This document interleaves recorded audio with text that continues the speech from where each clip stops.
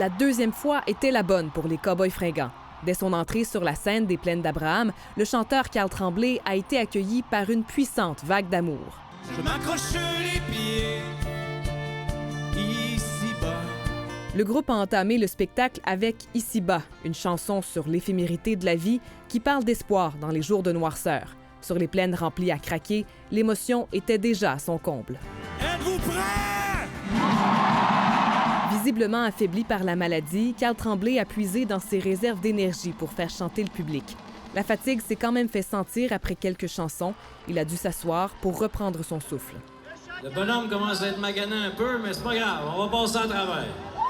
Porté par la foule, le chanteur a aussi pu compter sur les autres membres du groupe pour poursuivre le spectacle.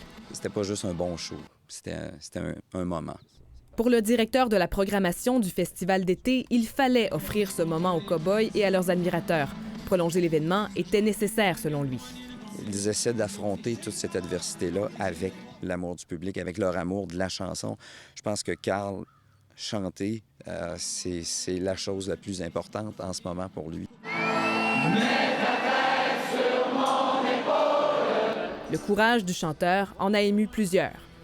De voir qu'il continuait, même s'il n'y avait plus beaucoup de force, mais qu'il était là pour nous, puis il voyait toute la puissance de la foule, puis c'était vraiment émouvant. Pour moi, ce soir, c'est pas juste c'était pas un concert, c'est quasiment une leçon là, qu'on nous a donnée. Carl a été incroyable. Un spectacle annulé, puis reporté, avec en première partie une autre légende de la musique québécoise, Robert Charlebois.